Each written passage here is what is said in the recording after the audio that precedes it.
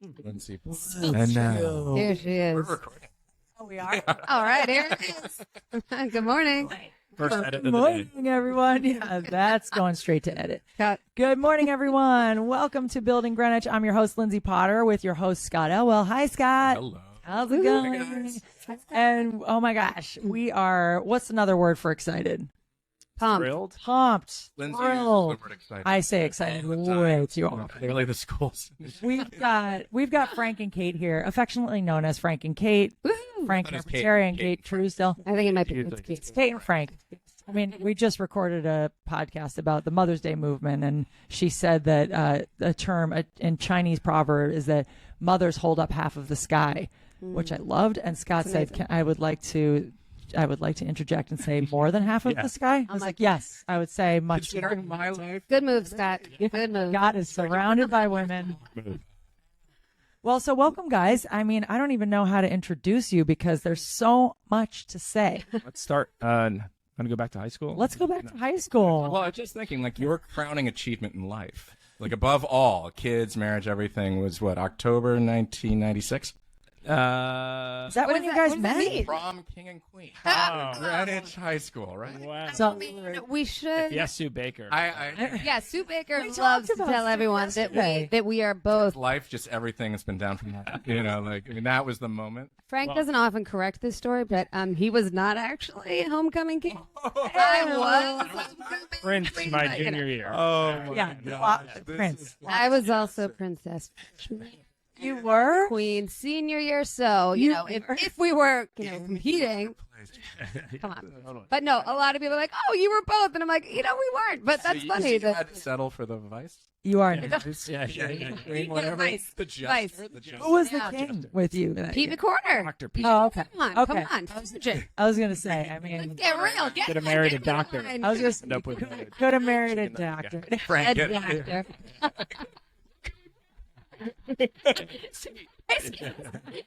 Waiting in the wings.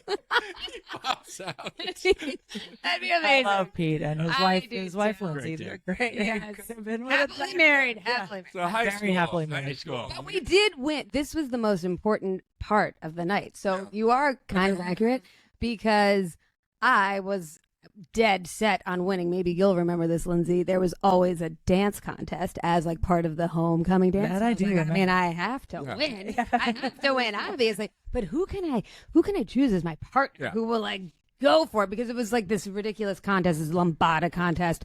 There was. Are there videos of this? Can we get Oh, a this is the 90s. This is- I don't even know if Yeah. there's Thank a God. poll or anything. Thank God. Could you imagine? Scrub. There.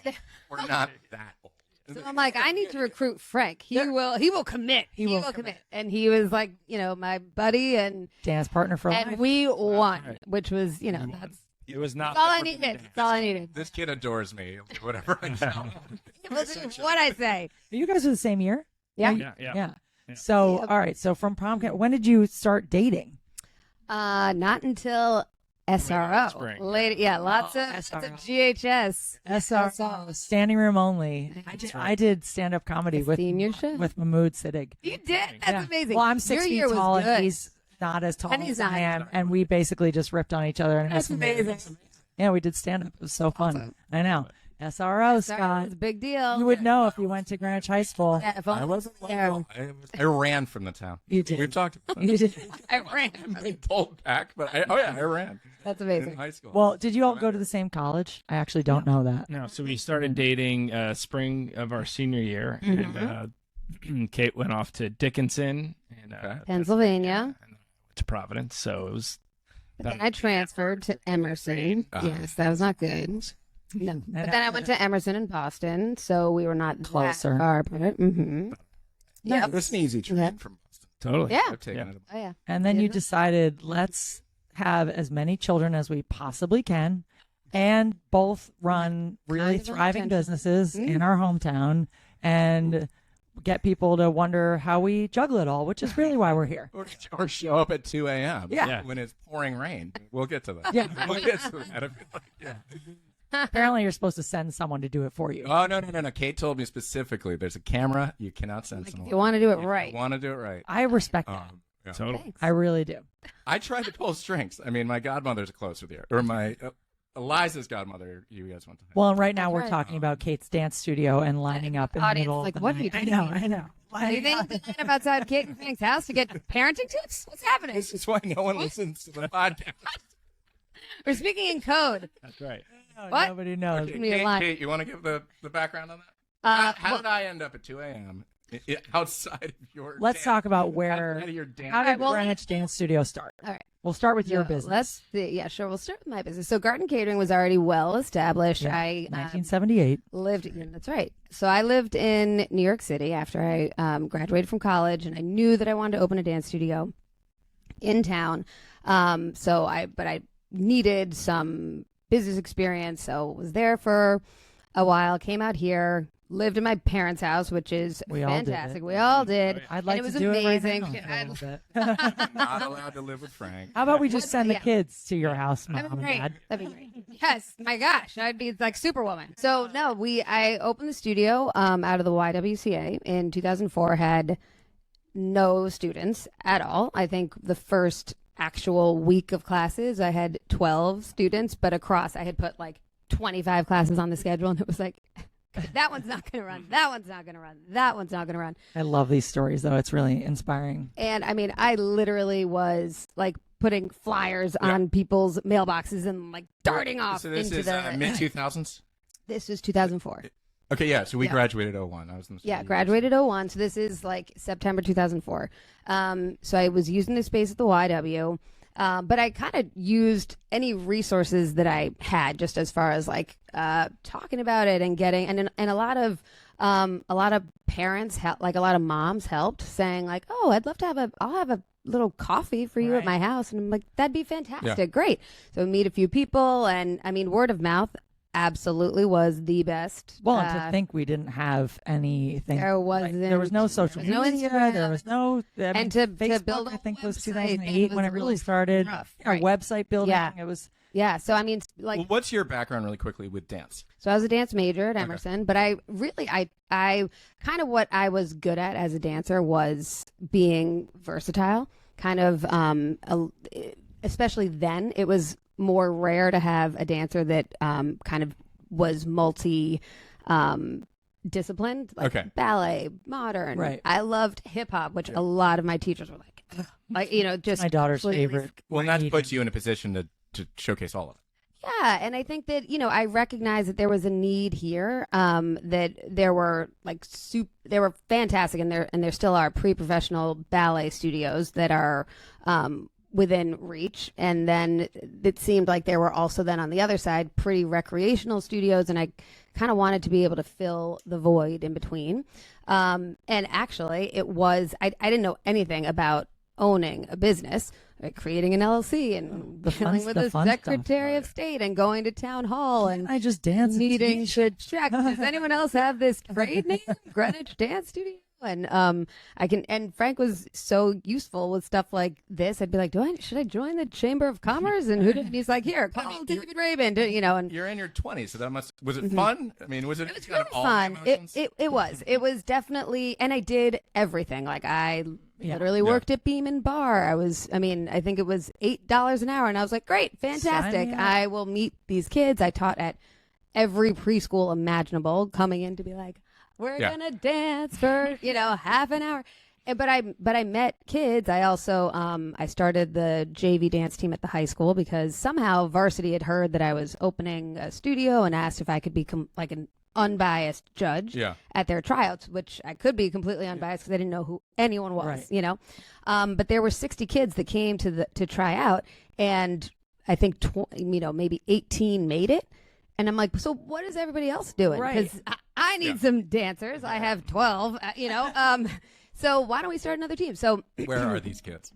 the high school. Yeah. No, Yeah, I mean, like- there's space. How did they not? Oh, okay, How did so- they not have? Well, I mean, Yeah, it's what I'm hearing from this whole story is that you, at that young age, just saw opportunity, which most Yeah. people don't, and you saw it in a space of something you love doing. Yeah. which is the ultimate goal. It's like, this is a part of me. Yeah. and now And I'm gonna, nothing was beneath me. right. I was no. like, yeah, well, you I'll have do to have that. Yeah, mindset. $8 an hour. I'm Yeah, off and let's go. no problem. No. Like, I'll be there. I'll do that. Roll up I my will- sleeves. I'll do your birthday parties over Yeah. the weekend, all that. So, yeah, I think I cared a tremendous amount. And I mean, don't get me wrong. A lot of it was, like this bruises the ego a bit, but you're like, it doesn't matter. Just keep going. And you do. And then I think by probably our first performance, like that spring, was at Central Middle School. I think the entire production was 28 minutes. Yep. Yeah. Oh yeah. I mean, it was. Was that the Blizzard performance? Oh my gosh, that was actually at the Y, like mid-year. I was like, I'll do a winter performance so that everybody can see, what we've been doing.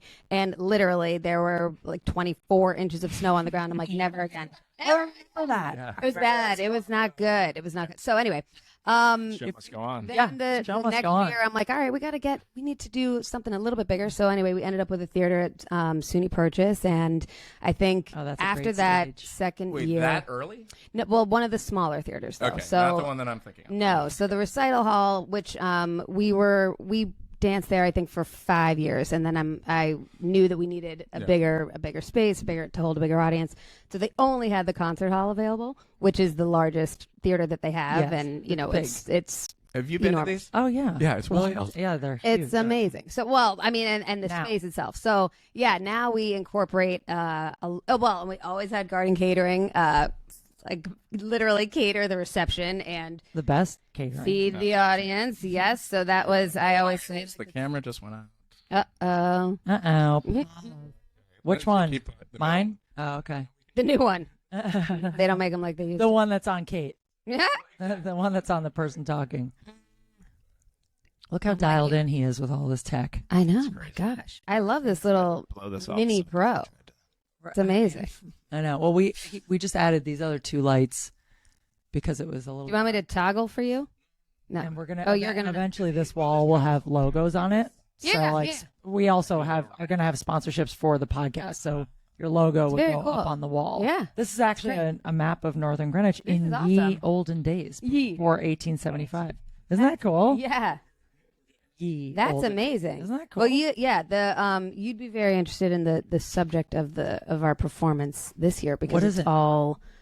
So since it's the 20-year anniversary, it is. Oh my gosh! Yeah, it does. Which is nuts. But now we choose these themes. So for every single piece, it's kind of like last year it was New York City. So the name of the show is Empire. So this year, since it's our 20-year anniversary, we're calling it Milestone. So we're trying to celebrate the 20 years of the studio, but also kind of the place that it was made in and built in. So every single dance that we're doing, and there are 58 of them, are about a Greenwich locale, like a business or an event or So we should do a live broadcast from there. No, it's 58 dances. Yep. So and that's the thing. Most people would be like, we can dive in. Okay, we're back. We're back. Where were we? Anyway, we were so talking about SUNY Purchase. Safe to say, very humble beginnings. Okay. Right? I mean, and it was. Well, and for everyone listening, you have to start somewhere. Yeah. And you have to put your ego in the back seat and just say, if this is what I want, I don't really care what anyone else thinks of where I am today. But you had vision, and I mean, I always say I'm sure it's superseded what you were even thinking. Absolutely. Yeah. I think that I knew that I cared a tremendous amount, and I knew that I would work. I mean, and everyone's like, what's this? I'm like, work. I mean, it's diligence. I just go into the office every day and just dance. magically happens. Get your shit. There are 58 dance performances in our season finale, and I just dance around. I just dance around all day long. It's all I do. No, I think that, and I say this to my students a lot. I say, when I was first starting out, there were very, very few big decisions to be made, truly. Right. Yeah. Almost nothing had major consequences because it wasn't really even an established business. But there were little choices to be made along, within the day, within the week, within the year. And Connie Williamson, actually, who started Bridges School, and I was teaching at Bridges at the time, dance classes, of course. But she said, whenever you have a choice to make, try to do, and you should kind of lead with what is right for the students, what's best for the students. So put that, and it was really, it was a fantastic kind of guiding light for me. Yeah. And I think that definitely stuck with me and still does, where you think about the students first and kind of their experience and what's going to help shape them. And which is why you created it. yeah, I mean, to teach kids, to have a platform where kids can learn to be really great dancers. Well, yeah. and from like a client's perspective, so to speak, Mm-hmm. That buffet of courses is really, it's a lot easier for, I have daughters that aren't super into dance, but they're like, oh, we'll try that out. I'll try that Yeah. out. So it wasn't going to one studio Sure. that specializes in something because this was an intro into it. Yeah. And, And I think that's I always said when I was especially first starting out, I'm like, the goal is to want them to come back. And that was always how I kind of personally measure the success of the studio, because people be like, how many students do you have? How many students? And I'm like, well, to me, it's not really that. It's how many came back from last year. Right. How many want to take more this year? And that is really what propelled this crazy waitlist situation is because I would kind of give the current students the opportunity to kind of sign up, at least reclaim their classes first.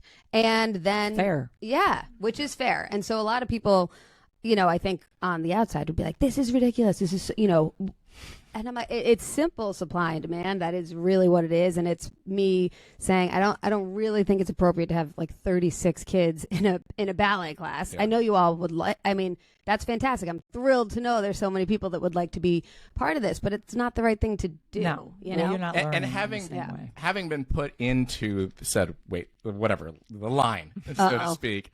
No, I thought it was fair. Good, like, thank you. Because it's, we grew up together. I've known you forever.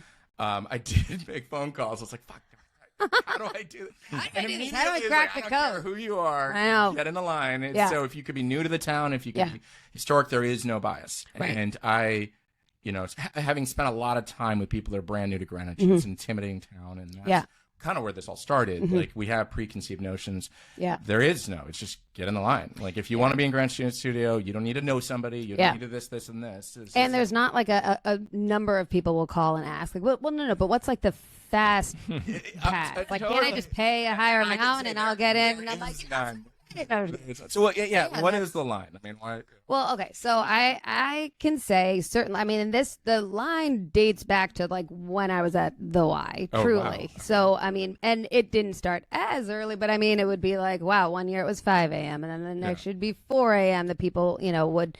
Anyway, kids find out about colleges at midnight. Yeah. Well, so this also technically started organically. Like, you weren't like. Yeah, I never asked anybody to wait in line ever. It was like, oh yeah, so you'll just turn your registration forms in at such and such a date, and when my registration used to happen at the YW, and they opened kind of early because of their pool, because people would go early to swim, and so those people, people would get there early, and then for the viewer, listener, whatever, it's so essentially first come first serve. It was like a 7 a.m. for me, opening or 9 or 10, whatever it was. Yeah, so A lot earlier now, Scott. not when I had to get in line. Sure, but when you start actually collecting the forms, right? Yeah, but because we would never want to, I want to be respectful. It's really basic supply and demand, but I will say, pre-COVID, I think when we opened our new space, which is now 10 years old, which I can't even believe. And where's the new space again?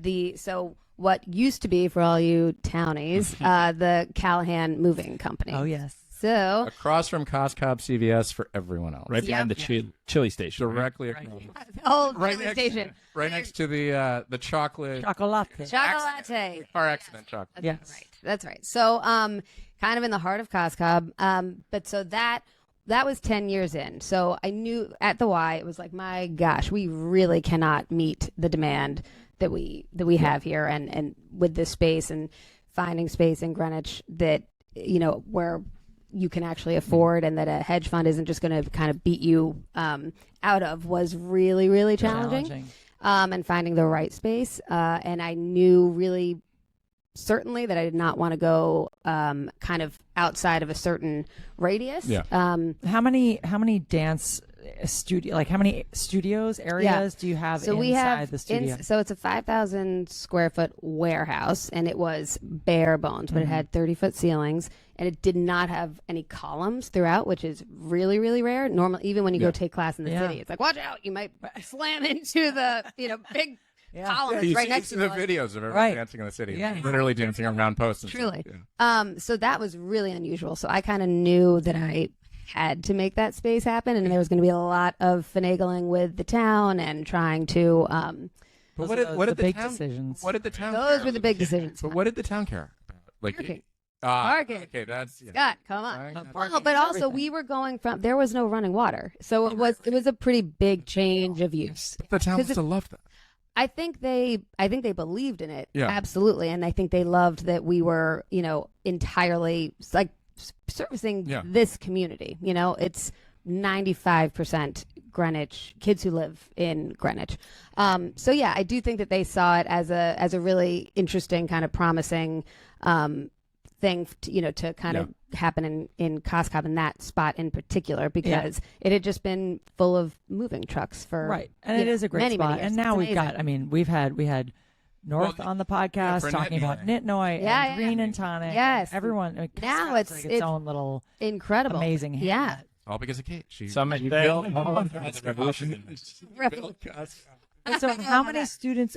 Okay, so now we're in, and I want to give us enough time to learn all about Frank too. But now we're in year. Really? Even though Mother's Day is coming. Like the last 45. Right. Leslie, All the kids. he wasn't. I mean, that's the last so we don't need to focus on Frank there. But he was the best answer. No, that's right. He was elected. But so we're in year 20, which is so insane. I mean, especially because we're all still 28 years old, which it's weird to have businesses for 20 when I was 8 years old. right? I know. But so you're in year 20. How many students do you have enrolled at Greenwich Dance Studio? We have 400. We actually have fewer than we did before COVID, but I think, the experience of COVID was rough. Really, that's another podcast. Let's not even get Let's into not even talk about it. Well, the food industry. Oh, that was fun. It was, I think, as hard as it was for us, I think it's probably 10 times harder for. They were never shut down, Good point. Yeah. So we had to change our day-to-day operation so much. She was also the category for us was very clear in COVID, and the category The guidelines for were dance studio and dance studios and like preschools were probably had I think the hardest, just because you had these kids and they were such a liability. Yes, there was a tremendous amount of liability. Is it face to face and close? It's kids. Yeah. So and then now you're doctors and taking temperatures. Right. Yeah. Now you're a doctor. I know my husband, who's a teacher, also was a doctor at that point. It was like, what can I do? What can't I do? Yeah, it was rough. So how old do the students start at? So before COVID, they could come as young as 3, and we had a thriving kind of we called it kind of creative movement, and which running around. Yeah, I mean, no, it's wonderful, and there's such a need for that, absolutely. There really and for is. a lot of studios, that's kind of their bread and butter. But it especially in COVID, I realized how taxing it is to have classes that start at 12 o'clock, and then literally, what a lot of people don't realize is that we're there every night. Classes are running until 9:30, which means you're not really leaving until 10. And I think if you're the one that's there at midday, you're like, what could you possibly be doing here until 10? I'm like, no, we're basically gearing up. Like the biggest part of our day is from 3:30 to 9:30. And anyway, so I made the tough decision that we just don't and staffing during COVID was really, really hard, because teachers could have every intention of coming, and there were still lots of testing. It was very, very challenging. So I decided that we did not need those classes anymore. And I also made the choice to not be open on Saturdays anymore, which meant cutting a lot of classes. So the enrollment numbers are down. But again, I'm fine with that, because I think that was a more sustainable choice. Right. But that's supply side. Like, you're in control of the number of seats. So it's not No. You know, we say enrollment numbers, that sounds like it's less demand, but it's really, you're just offering fewer spots. Yeah, and I think that that's the Which right makes thing sense. to do, especially since we right. But no, you're right. Well, and what's back to what's Although right for the COVID, kids. I mean, it was the numbers were down. Like somebody turned the lights. Can you do Zoom video? Like, what did you do? What didn't they do? Yeah, I remember the kids doing horrible. gym Zoom at home. Oh god. which is the least desirable. I mean, it was. I was in it. We were in it. Yeah, I was getting my nuggets, by the way. Like, I was fully, like, loading up. And that was the one thing you wanted. Right. The irony was alcohol and, like, you know, and guilty pleasure food. Guilty pleasure. It wasn't healthy food. Yeah. I'll guarantee that. So back to the line. So this line is kind of infamous here in Greenwich. Pre-COVID was truly getting out of control. So I remember I thought that having this big new space would kind of like solve all our problems. Yeah. And then it's like, oh, actually, now just more people even want to be, involved. So I think I want to say it was the spring of it was either 2015 or 2016 that a girl who works for me, Kat, who's the best, she's my right hand, but this was a long time ago. So she, was kind of just starting with me. She called me to let me know that there were people waiting outside at 8:00 at night. And I was like, what do you mean? So you went out and told them, of course, that it's not, like, it's not until tomorrow morning. And she was like, no, I told them they're going to wait here. Wait, when was this? Like, okay. what? Do they know that Bono's not coming to perform in the morning? What's going on here? Do you have a new iPhone?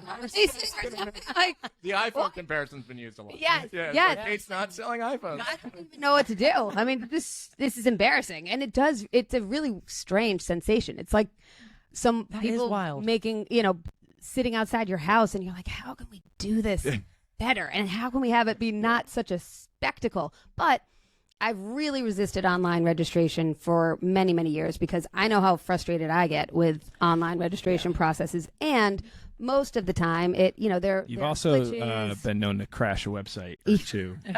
We all have. I can only imagine. Exactly. So you're like, no, not her. Like the demand. When our tickets would go on sale. Yes. Well, 400 students all vying for. There used to be spots. Anyway, so I think that is kind of how the line formed. And then there was a little bit of, people would be like, no, that can't really actually happen. I'm like, no, it actually does. So, and everybody can do what they feel is best, however they want to kind of manage it. And, I mean, from my seat, once again, I spent a lot of my day focused on people that are new to the town. Mm-hmm. There's no bias. Like, it's first come, first serve. Yeah. You open your doors at whatever hour. Yep. We all estimate how early we have to show up. Sure. I always say to people, look, it's not spots that are all created equal, right? So I always say to people, look, if you get there and you're like, I'm how am I 101? And I'm like, but we have, 60 classes over the course of the week. Who knows? You really might sometimes, like, the stars align, and it's like, we have tons of spots in that particular class, so come on in. Or you could literally be second in line, and the few spots that you really want are not available. I vividly remember all this, and Megan's introduction into town was the line, and then the event, like, when are we moving? We're moving to this psychotic town, and then she comes to the event and purchase.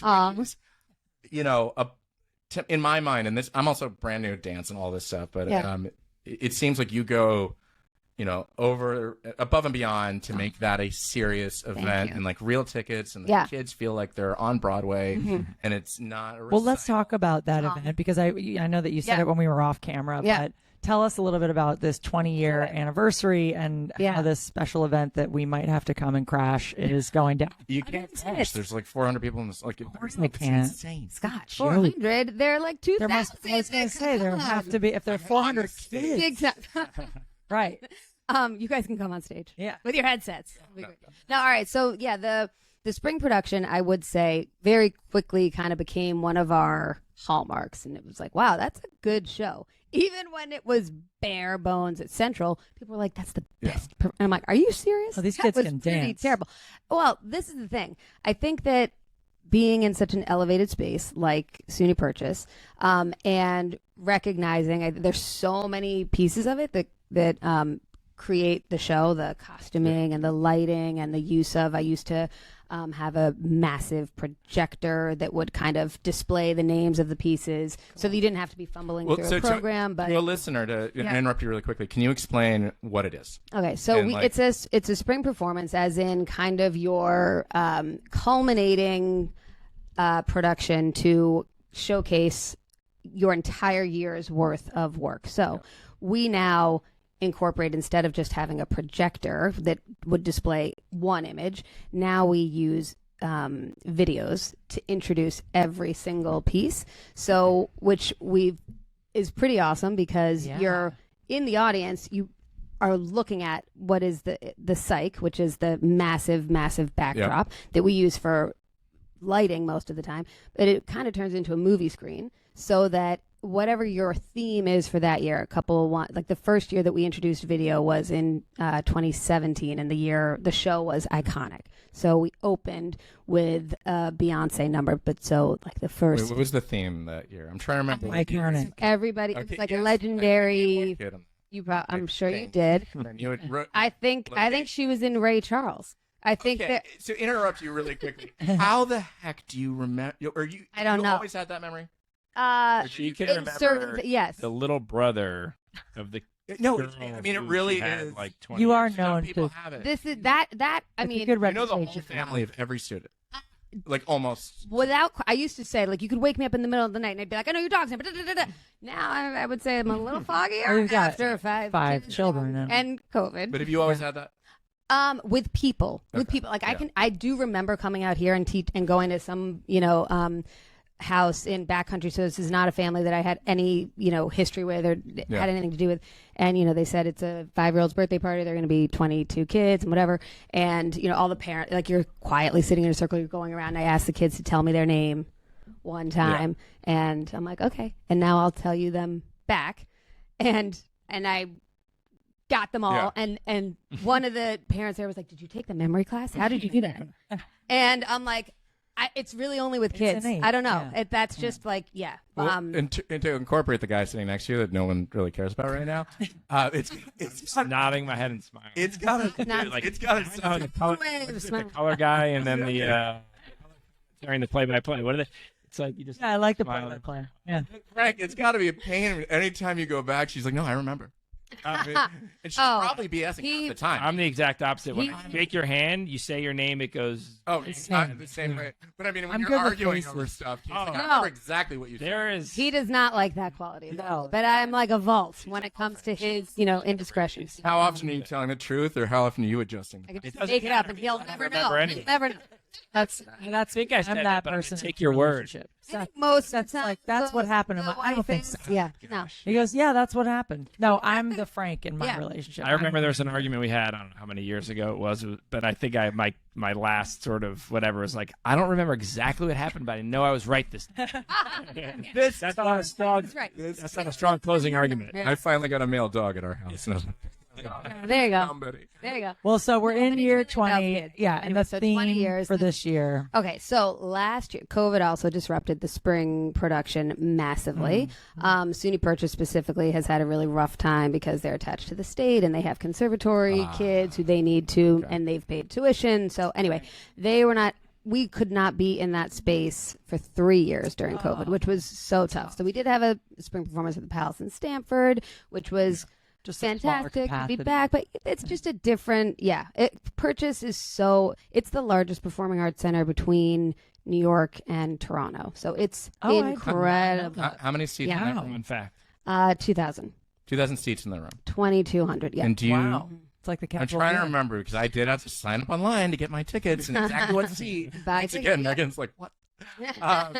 But do you sell all 2,000 or offer them up? I remember, no, was it just we would, so that you don't have to staff every level with ushers. We don't typically release the second tier, which are like the nosebleeds.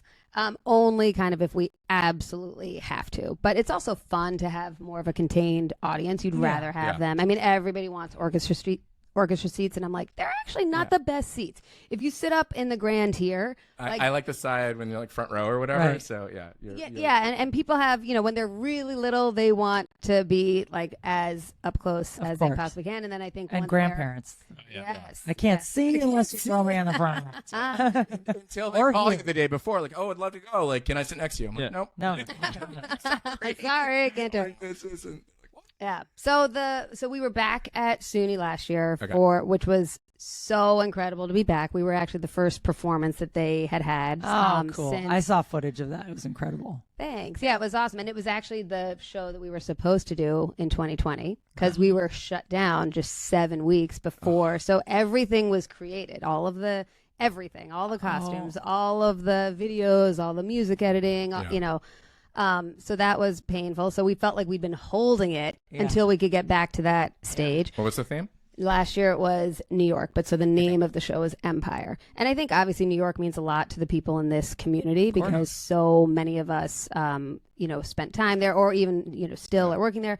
So that was special and I think significant on many levels. But I think also like the dances themselves where it just felt, it felt like a major kind of moment and a comeback. It was fantastic. So and there were how many numbers last year? Probably similar, definitely, probably in the 50s? 57, 58, something like that. And how many kids are in multiple performances? I would say so. When you're in kindergarten or first grade, you can only at our studio at least we only offer 2 classes a week for that age group. So you can take ballet, you can take kids combo, which is really jazz, right? But some of them think it's tap, and they're like coming in with their little. I'm like, those are dashes, but it's so cute. They're like, woo, here I go. Yeah, it's very cute. And then when you're a little bit old, it's like it can increase a little by little. And then they start to find their discipline. Yeah, and kind of like what you were saying, Scott. We really like. I love for kids to explore and do a lot when you're little because you might love dance. I mean, we have a lot of kids where this really applies. They love it. But maybe as they get a little bit older, they realize like I can kind of only hang on to one hip hop class a week because I'm playing so much lacrosse. Well, that's my daughter. She's like, she said to me recently, I used to be so flexible in dance. Yeah. And now she's 13 and your body changes so much. And she just, if you don't keep it up, sure. And we went into it like a priority list. So like I literally had a list. Okay, if I can't get her into this, it's a wish list. Like a wish list. Yes. Right. Like me at a grocery store. But where are the shallots? Let me get the chips. Oh, you should see my track. Like it's not fluid. It's like, but anyhow, no. I went in the list. Like she wants to get in this, and so she couldn't get into one. She'd go to another, and then she'd find out, oh, this is fun. I want to learn more about that. And it's And when you're young, I think, and instead of being a pre-professional scenario, I'm like, how would we ever know when you are? I mean, of course, there are going to be certain kids where they come in and I'm like, you have such an incredible facility. I would love for you to be here. But then if you love it, if it's making you miserable, then no, of course, don't go into the city and make these crazy sacrifices in order to hopefully dance professionally. Right. But we try to have it be a small commitment, a little bit bigger if you want it to be. And then our company is it's, for lack of a better comparison, it's like our varsity, so how old is your company? Like how old is high school? So there's not really like a hard and fast you have to be this age, but like right now there are 10 dancers in company. Oh, okay. Whereas a lot of people think there must be like 50 and I'm like, no, it's really small. And it's not just I've been here my whole life. Like a lot of kids have been there their whole lives and they're not in company, but that's okay. And it's actually fantastic. Do you have any college or is it all like is high school sort of the high school, Okay. Yes. I mean, the college kids come back all the time, which is, thank God. They'll be backstage at the show. I know. Same with. But I assume you also have relationships with, like, as the kids grow out of high school to help them along. And, absolutely. Like recommendations and, to move with the path, I guess. Yeah, no, that's probably it's one of the, I think, most rewarding parts of the studio and being a presence in their lives for so many years because one of them, who Lucy, who graduated years ago, and she was never in company, which I actually, that's why I like highlighting this story because everyone thinks like, oh, if you're not going to be in company, maybe you just stop. I'm like, no, that's not it. Yeah, she said And she was like sobbing when she graduated. And she said, but this is the school that I've been at the longest. My whole life, like longer than North Street, longer than Central, longer than the high school. Like this feels like home to me. Yeah. We also that's a really good point. Like in sports, you may have a different coach every year, right? Yeah. And at Greenwich Dance Studio, I mean, you have. When you build rapport and trust, and that coach supports you through your career, and whether or not you dance professionally. Absolutely, and some of them who live in the city now and they're working. One of my alumni, Emily, works for Bloomberg now, and she literally like she'll send me pictures from taking class at the city. She'll go to STEP, she'll go to Broadway Dance Center or whatever. And she'll be with one of our instructors. Oh, that's so cool. And they're going to take class with them, which is awesome. One of I think it was last spring. My student texted me. She's like, "I just auditioned for the Rockettes." No shit. And she's like, "I got cut, but I introduced myself to Jackie, who's one of our teachers, and it was like, so I danced at Greenwich Dance Studio, and so it's really it also has awesome. 2 Rockettes.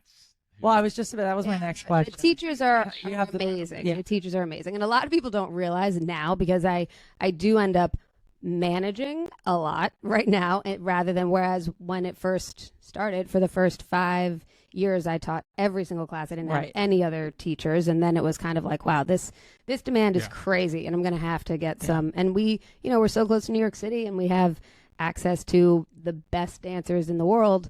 But I think for me, I've always thought to myself, it has to be you have to be teachers who care about kids first, and it's a huge you're not difference. Just dancing for yourself. Yeah, totally. Yeah. And if you're interested in building relationships that will last like 10 years, where they'll they might reach out to you for a recommendation, or hey, could you get my headshot into this agency or whatever, and they're very hands-on. They care so much about maintaining those relationships, which I think has key. Yeah. One of Seth's old students, I mean, she's now in her mid-30s, was in the theater program at GA. Okay. And she just is an executive producer of a show that just went up on Broadway. No way. Yeah. That's amazing. It was really, really cool. It's so rewarding. She's amazing, but it's just so rewarding. And to maintain those relationships now in their adult lives. Yeah. And they come back, so it's really cool. Well, thanks for sharing, and happy 20 years. Thank you. It's a huge accomplishment. May 18th. Come see it. May 18th. Well, the show. We're doing the show. Scott. And it's called. Yeah, we didn't even get to Okay, so it's called. Tickets. It's called. They're already on sale. There, Scott. Yeah. Seriously, Scott, pay attention. Once again, He's fixing the cameras. No, Frank's excited. Thank you It's for mopping being- him onto me. Yeah, no, thank you. The show is called The show is called Milestone. Milestone. And so last year we did New York City as the theme. It was called Empire. This year, and this one actually took a while. I'm like, okay, we want to do two things. We're trying to celebrate the 20 years of the studio, but celebrate the town that it was built in and created in. So every single dance is based on a subject in Greenwich. Oh, that's awesome. Like Greenwich Town Party, Garden Catering, Town Hall, the Mill, Glenville Mill. I've learned it's kind of like a massive research project. The Historical Society has been super helpful. They have sent over, because we have to make these intro videos, which has been challenging because there's some things have incredible footage and then a lot of others don't. Well, and what I've liked when you're watching it is obviously you're excited for your own daughter, but then I hate to say you're stuck there for the entire trip. But it's entertaining to watch all the other kids because you have all this. And I think a grandmother said, "I've never learned so much at a dance performance." Oh, really? It's like, thank you, that's fantastic. And That so, is fantastic. especially this year, if you are at all interested in Greenwich, which I think most of us are since we live here. It's fascinating to, we have Conyers Farms, Brandt Gallery, Greenwich Polo. Like it's That's cool. Well, is. we've Really fun. been doing a history post every week. We are. And researching the history of the town. There's so much cool history. There's so much. And having Larry here yesterday, who's the caretaker of the Point, he was telling he's fourth generation, and he was telling us about his grandfather and before the turnover into like when the town owned the Point, just the stories about the history of Fourth generation in town. fourth generation in town. Yeah, Amazing. I didn't know that. Yeah. So segueing, to the guy sitting next to you. This guy. Yeah, how did Garden Catering start? Who started? I mean, just really, you know. I'd like to just talk a little more about Greenwich Dance Studio. Back to her. That's You get your moment, hearing right. us. Oh, thank you. Well, I mean, you guys are both 47. running pretty thriving businesses Yeah. in town, and I will not say just his locally. is much more recognizable. I mean, when we are traveling, when we are outside of Greenwich, Yeah. like Right. it's like Garden Catering. Well, Garden Catering's got 8 locations. We have 8 locations, yeah, and Cult following. Cult. If you're a cult, That's yeah. you're like anyone with daughters. Well, yeah, you have to know, but it's very niche. She's a little. It is very more, niche. Everyone eats chicken nuggets. Everyone Not eats everyone chicken can nuggets. dance. That's very true. Very true. Yeah. Okay, vegetarians don't eat chicken. There have we have cauliflower. nuggets. Oh yeah, duh. Yeah, no, and just going back to that, I mean, it's the best thing. I mean, Kate is just she does so many things well, and she's so humble about it. And it's I'm joking about but it's just really awesome to hear her talk Garden about Catering that. has been very helpful. Well, very helpful. we try. Also, your friendship and relationship and supporting one another since forever is a key ingredient to success. For sure. And, you know, being able to check in with your best friend at night when you probably have zero steam in you after And when there putting are your things 5 you children can to bed. relate about. Being able Oh to my relate. gosh! Right. How do I?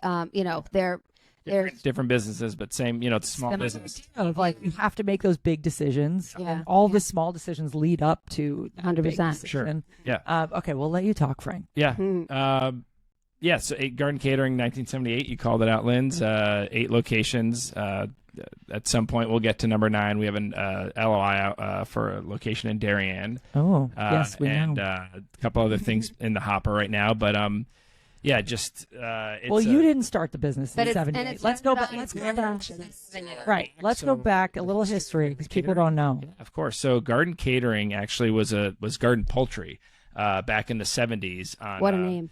What a name. on Greenwich Whoever Avenue. switch that is. That's smart.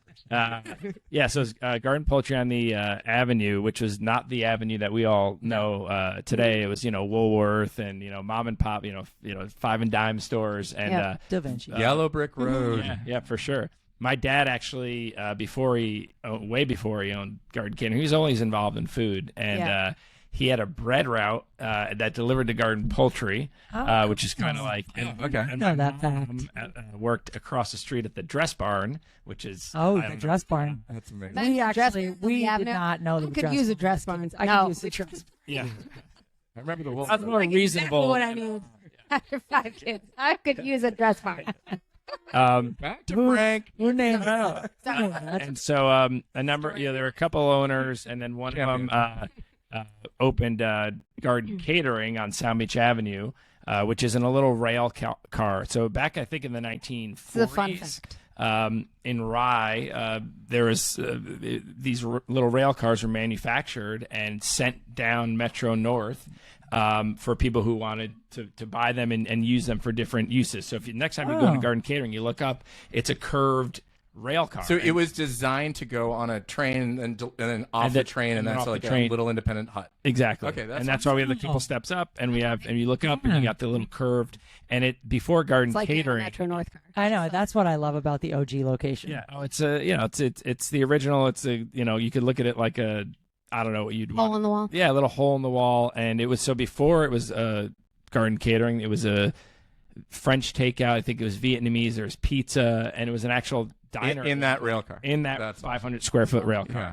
And so It's amazing what you pump out of that 500 it's- square foot rail car. it's certainly our most efficient location. I mean, Mike posted a picture yesterday. Mike, who's been with you, talk about loyalty. yeah. You have some serious loyalty with your employees. But he posted an image of I saw this, the Uber Eats. or whatever that was it was 6 feet long. Yeah, we got an Uber down to the Food floor. is coming out of that little place. So Yeah, so We're talking to you about Uber Eats, and you're like, Scott, come to buy the food there. Don't just order it. I was like, yeah, I drove right by and I Uber Eats. He's that's like, "No, fine. I mean, it's the new normal.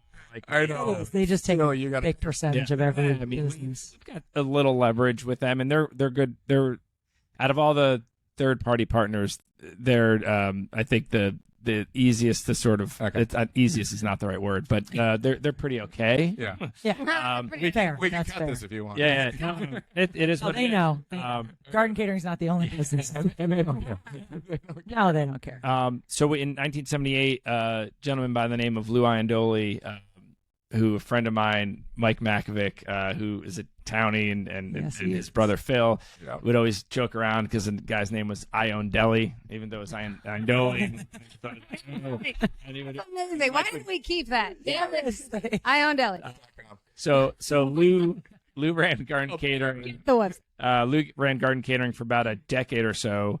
And at the time, my dad, like I said, had been in the food business forever. It started at 14 at Playland, and in the 80s, he had a seafood restaurant called Main Street Seafood in Portchester, right over the line near kind of near Cumberland Farms area. Anyway, Yeah. And so one day he was driving to Todd's Point because we were Well, but customers. I lived in Riverside at Right. the time, and we all went to Garden Catering, and Right. we would literally, it was like a destination. We can It is a ride our bikes down. We'd get a fries, seasoning, or something. But then the owner died, and Garden Catering closed, and we were all devastated. When is this? This was probably like Early 90s? late 80s. very early 90s, I want to say. Yeah, Right? 90. Like the owner died, Lou. I mean, I didn't know Frank at all, but as I own deli. Yeah, so I own deli. So Lou passed away. The family tried running it for 6 or so months. They couldn't do it without the patriarch. And one day, my dad and my sister were driving to Todd's Point because, like I said, we were customers. Right. And the place was boarded up. And long story short, he knew Lou and Lou's wife, and spoke to Lou's wife about. Didn't he take her out to the diner and they were? Yeah, and she loved him, and he was going to keep the name, keep everything about it the same, and she was very happy about that. Yeah. And so he took it over, and then And it reopened, and we were like, oh. Yeah. Thank God. Yeah, he cross really- practice. Well, your dad was with Tina? at the time Driving, just passing by. I'm like, oh, wow, it's cool. and catering, and That's realized this place is one location. Well, but he also immediately was like, I got to sell a restaurant. Yeah, Right. Yeah, Just he's- shut this operation Yeah. down so that I can buy. Yeah, and he knew, he sort of saw the opportunity, and then he saw the opportunity, and then he realized, holy cow, this place is falling apart. Yeah. It's a complete wreck. And so he threw, I think, about $70,000 or so in there, which he didn't have. Yeah. So we don't really talk about how he got that $70,000. Good.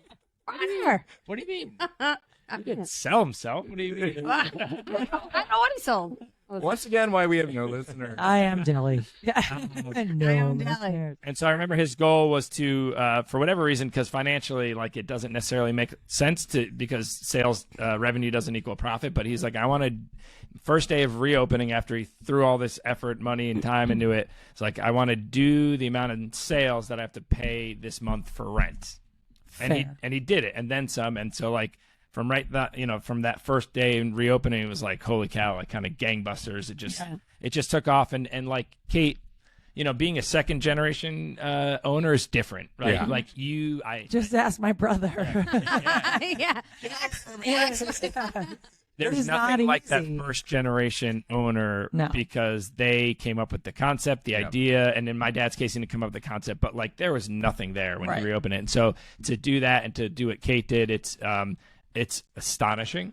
To keep it going as a second generation owner has its own unique set of challenges, right? That the first generation doesn't have to deal with. I think when people do listen to this, if they are second gen, they know so They're all nodding their heads. viscerally. Yeah.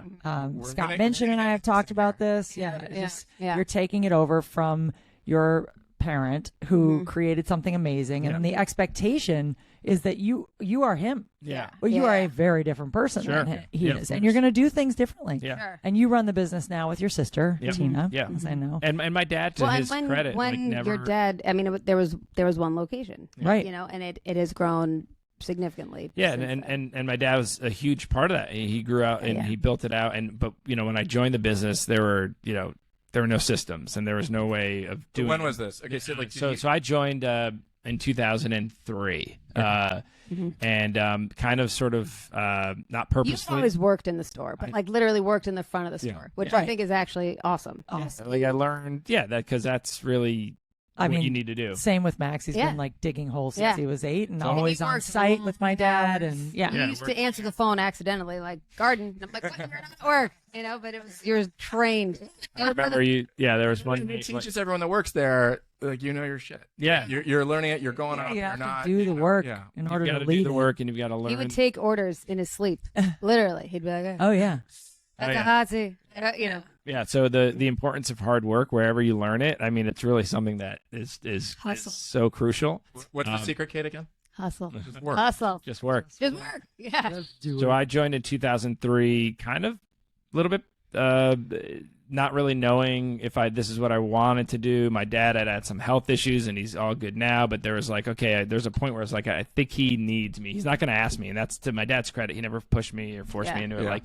But then I realized I loved it, and I loved hospitality, and I loved making people happy, and there wasn't a whole lot of pressure, at the time, because my dad was still involved in the business, meaning pressure to kind of like take it to that next level. Yeah. But over, very quickly we saw like there's potential here to really, to really do something big with this, and my dad along the way was just, very supportive. We certainly had our moments, and we spent So 2020, my dad retired, and my sister and I bought him out. So 17 years of working together, and I'm still here. And he's still here. So and you're still talking. And we're still talking. There's no chance I'd be talking. Yeah, no, it's a very tricky thing. So when did you launch a second location? So when I joined, we actually had 2003. We had 6 or 7. So my dad built out. Yeah, okay.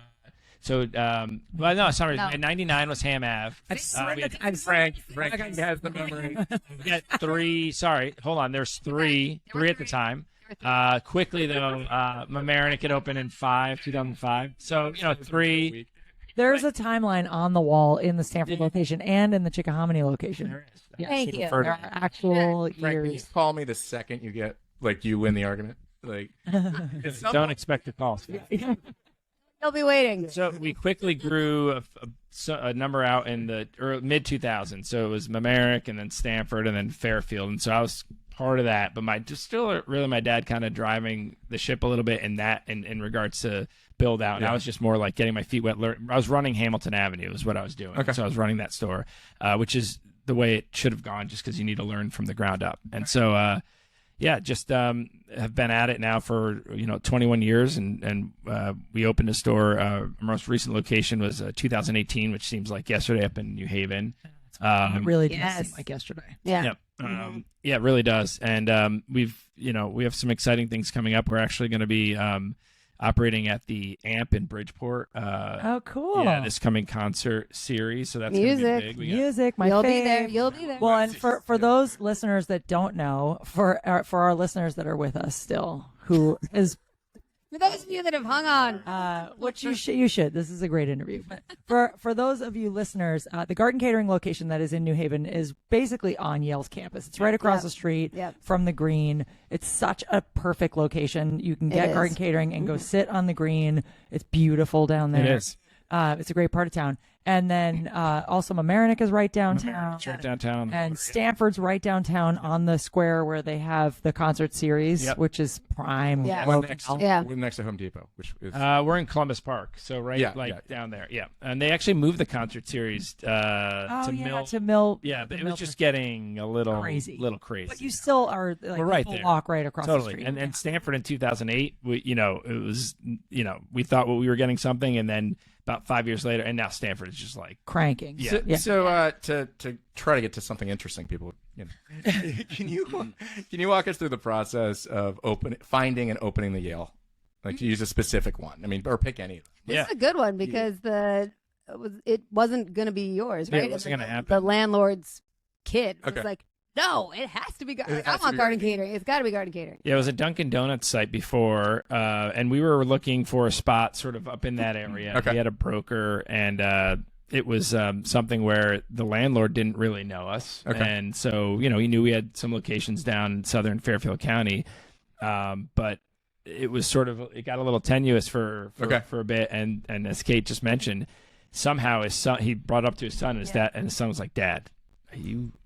Like, no, don't F this up. Like, it needs, and so he called me and told me that story, And we That's a great story. some favorable terms on it. Your brand loyalty is Well, crazy. I was just about to say, there's such deep-seated loyalty in our area that when you do open a Garden Catering, which people thought, I remember being in New Haven because I was working for you for a little bit doing some social media. And when we were up there, I remember people would walk by the store and say, "Oh, is this like a healthy catering spot?" Yeah. I'm like, we do have healthy options. I assume the cauliflower nuggets are because of you. No, not at all. But Garden Actually, Catering's an people addiction. love them. I mean, People feel passionately. Very passionate. And you ship nationwide. We do. We ship over through Gold Belly, and there's this funny about the addiction thing. Like when I was watching this documentary on Dave Thomas, who started Wendy's, and I've seen that one. Yeah, that's a good one. Every once in a while, he would just go to a random Wendy's and get a cheeseburger because it reminded him of why he did what he does or what he did at the time.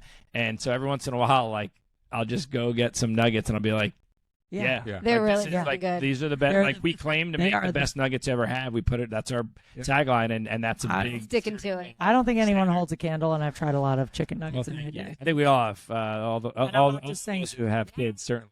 Well, and you also elevated in the past really 5 years as you've put some serious systems in place. You've elevated to using no antibiotics ever chicken, which is another level. Like I mean, our FDA is, sorry, FDA, but you really have kind of screwed the pooch on this one because they allow all of these companies to put so much crap in our food, and it's actually making us sick. So for a company like Garden Catering to care enough about making the best chicken nuggets and having them not have antibiotics in them is a big selling point for me as a parent, as a 100%. Human. Excellent. No, I mean, it really, that was a big shift for me. Yeah. Interesting that you say that. So we have these core values and we try to use them as our guiding lights. And, the real, I think, sort of test of a core value, it's not going to be wallpaper, is like, if you make a decision based on that will possibly or probably affect you negatively financially, but you're sticking to that belief, like, so long term, or maybe maintaining the reputation, or maybe not long term. It works out financially, but you believe in this thing, and so when we were switching over to the NAE chicken, it's the no antibiotics ever. We did a little P&L, and I was like, holy cow, like, this is gonna. It's a lot more expensive. It's a lot more expensive. You can't raise the price. Well, there are not as many farms that are raising chickens without antibiotics these days. So you're not going to go to Purdue or whatever. So, to that whole process, and then we ran it, and we were like, you know what? This is an easy decision. We'll figure out the other stuff, but we really believe in this, and so you care enough to. Well, and same going back to your business, and you're doing it for the best interest of the kids. You're doing it for the best interest of who the company is and your core values. And you are not trying; you are doing. Thank you. There's no That's right. It's somewhat, tongue in cheek. It makes you more sustainable. Like, I mean, it makes the brand of your two entities, more sustainable. Well, and also, listen, people associate the addiction to the Garden Catering chicken nugget and fries, which is the special, you gotta have or cones. I'm a cone fan too. But to know, especially as parents, who really it's a go-to. If you don't want to cook and you want to feed your kids something that they will eat and enjoy and finish and not ask for an effing snack 30 seconds later, you're going to get Garden Catering. And to know that the chicken and you have is better significantly less guilt as a parent. Significantly less guilt. You're all looking at me, but like Scott, you're back to you, Scott. Take it away, Scott. Business lines. People buying in person, people or Uber Eats, people ordering online. Like what percent? And then you also actually have catering. Like, I mean, I don't know how much that. I mean, I'm curious. How's it? So it's about round numbers, like 40% people walking in and calling ahead. And COVID has actually had. COVID's changed it all as well. I'm sure. And then with Uber Eats getting more. Uber Eats and third party, we were exclusive with Uber Eats. Now we play with everyone, and they could be 30% or so. So that's 70, and then the rest is You're like going to pay for that. Catering. There's a good amount of catering there. Sorry, 40% walk in. About 40% walk in. It could be up to 40% with third party as well. And then there's catering. And but isn't it crazy to think well, I guess it wasn't 100% if you still had catering, but I mean. But catering, you don't just let us be clear. You do not just do chicken nuggets and fries. We don't. But you know what? COVID gave us a chance to realize, because COVID shut everything down, especially like the big parties and barbecues and cocktail parties. And even a lot of the corporate stuff, because there just weren't there was nothing. offices. And, but it gave us a chance to say, okay, like the stuff that we do on the weekends is social catering. We've done weddings, and that's not how we're going to grow the business, right? So deeper than we are wide. And so really the focus now is on, of course, we'll like do birthday parties and we'll do, but we really want to deliver. We do want to deliver for catering. We want to deliver trays of nuggets to your birthday party. Like that's what we are really, really good at. There's people who are good at weddings and cocktail parties, and we used to have grills, and we'll do to a degree. We'll still do some of that. But I'd rather deliver 20 trays of nuggets and wraps and salads and stuff like that, because that's what we're really, really good at. I mean, raise your hand if you had nuggets and fries and cones after your wedding. Yeah, exactly. Yeah. So, yep. That was great. I had a chips, actually. Yeah. That's awesome. So, yeah, I mean, the split has changed since COVID, so you have to kind of change your business and think about that customer, because the Uber driver is actually your customer now, right? You want to, like, get good ones and make sure that they're not walking out with 3 other and the whole industry is upside down. Do you have control over which drivers? Like, I mean, on your side, I just know my side. Like, so no, yes and no. I mean, if someone shows up on like a bike and they're supposed to be going like 3 miles away, like we could sort of let Uber know that, and they probably won't. Okay. So there's ways that we have people who, unfortunately, like, yet sometimes there's some incidents that happen, and so we only have control like sort of after the fact, like, hey, this guy really screwed up. Which we don't obviously like to report, but you sort of need to protect the intent. I do too. I mean, on my side, if something messes up and it's the driver, I want to know about that. Certainly. And frankly, also I should know about it as opposed to me thinking it's Garden Catering. Well, that's the thing, that we own it, and so as much as that Uber driver may have screwed up, it's Garden Catering, and so that's the tricky thing about getting into bed with these guys is like, whether or not it was their driver, it's still coming on us. So that's the industry's changed. Also growth, and since COVID, the food industry has done a couple little headstands. Yes, for sure. Flips, front flips. Yeah. So with Uber Eats, has the business gone up? Because I know it's sort of cannibalized a little bit because idiots like me would order it as I drove by. So, just order it. So I think all the hospitality restaurant industry, like in COVID, it was actually, while it was an awful time for operators like Kate and schools and people who actually had to shut down. For us, I think we would look back on it to a degree, and as far as sales go, like as a really good time. Operationally, it was a nightmare. Like we had people who passed away. Who were home but like, so they weren't at the store, but like we had people, so. Well, and also you had to invest in to-go containers that you probably didn't. You couldn't find anything. We were on Amazon shopping for souffle cups, and it was just like it's like every time the phone rang, it's like, what happened? Every time someone sneezed, it's like, okay, who are they near? And like we were, it was Well, and then I know other people in the restaurant industry that, frankly, a lot of the employees would make more sitting at home. Oh yeah, and so like great resignation. Did that? That was a huge. I mean, you forgot.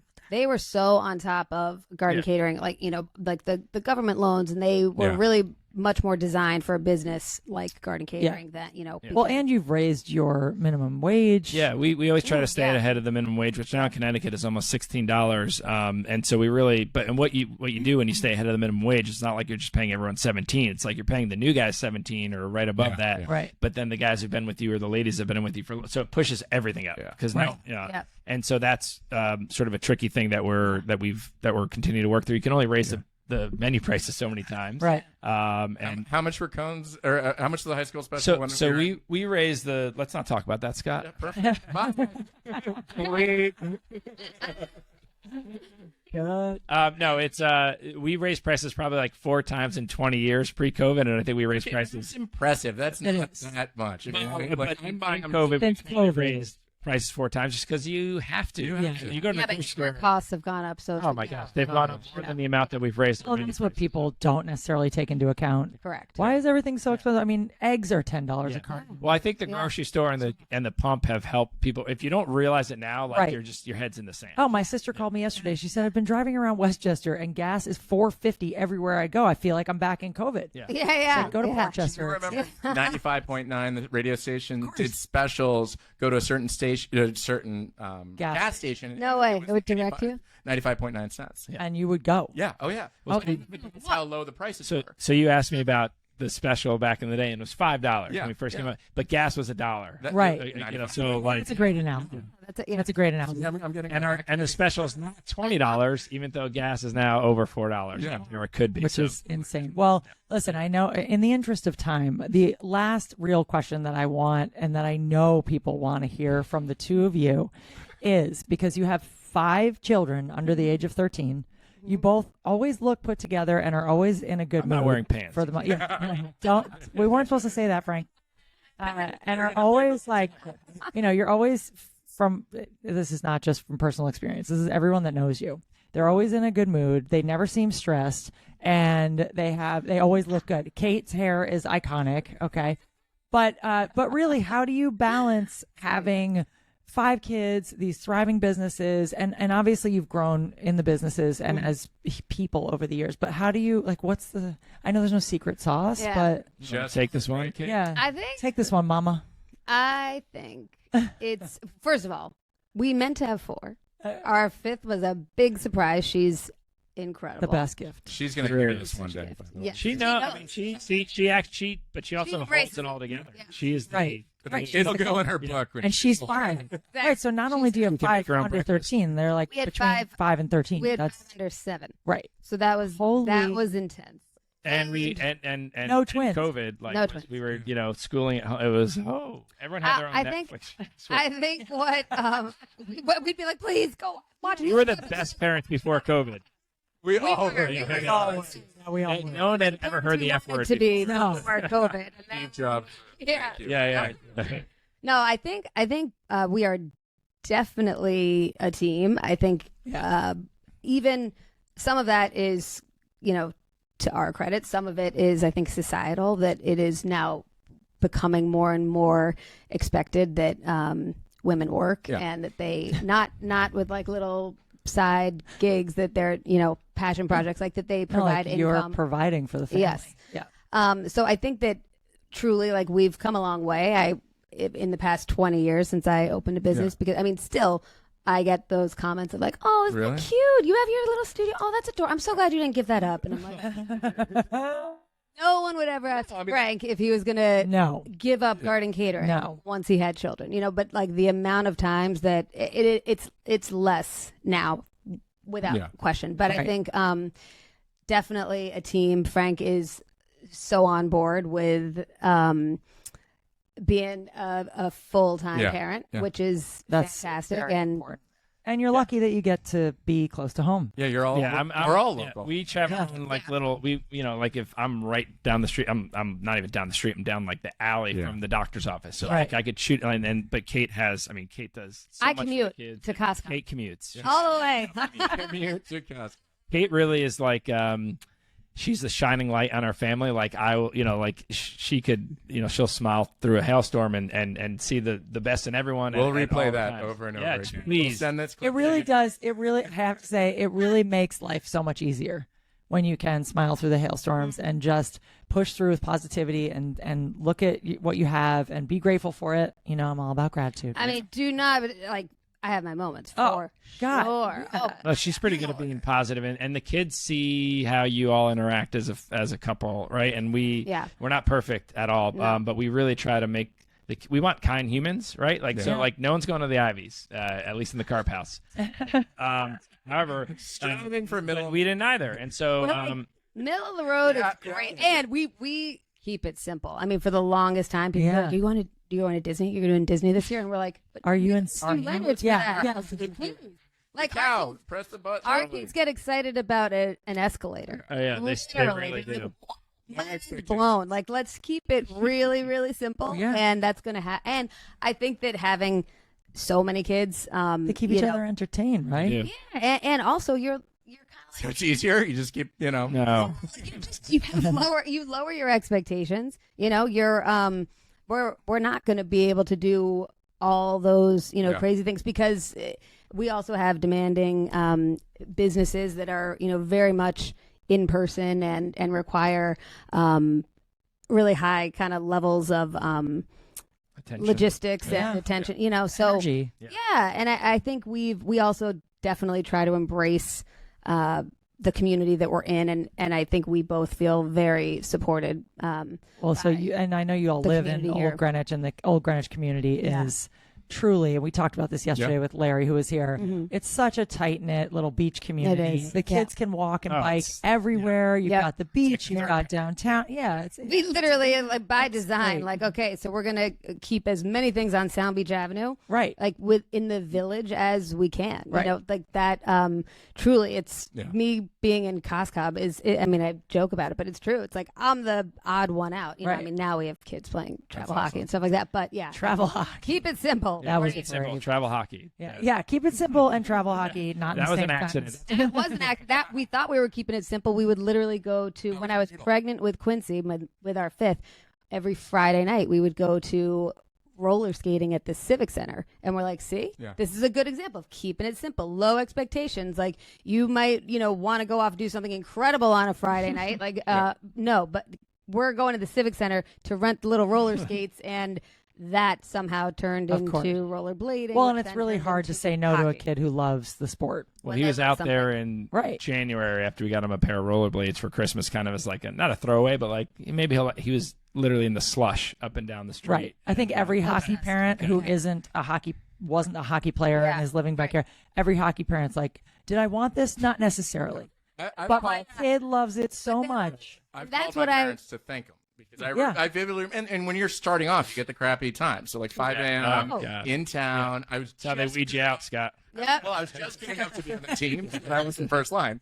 So, but I was in all the teams. I mean, I can't imagine. It's but they love it. I go back all the time when people are like, but that line, that's insane. And I'm like, but when your kids love something, you'll do anything. I'm like, for the most listen, part. that line is once a year, whereas I would literally be breastfeeding Quincy, put her down at 5 a.m. and then literally get dressed to go bring Bo to Mite Hockey. So it's like, and that went on for an entire season. So I'm always like, get my beauty rest. Like that. Yeah. I find the story of that line over and over again to get credit. What? Oh, don't forget, I waited in line. I waited. You gave me a card to use. Look, I did something for the family. Did something. You made a big sacrifice. Yeah, really. That's a good point, though, and thank you for sharing. And thank you guys so much for being here, so much fun. giving us your time with all the things you have going on. I'm just not excited. I am not excited. I am thrilled. I need a list of synonyms for excited. I legit say it all the time. I'm going to track down your English teacher. Jazz. Come on and hear the lack of vocabulary. They'll be I think amazing a lot. Jazz, amazing. Another great word. Excited. I'm like genuinely always I'm so excited. Close this out. Can't you close it out? I opened it up. Well, guys, I just want to close it out by saying thank you for having us. And it was great to talk about Greenwich Dance Studio and that other place. That other place. Well, and we'll hang up now and talk about the stuff we're not allowed to talk about. Sounds great. Thanks, everyone. Thanks everyone for being here. We'll see you next time.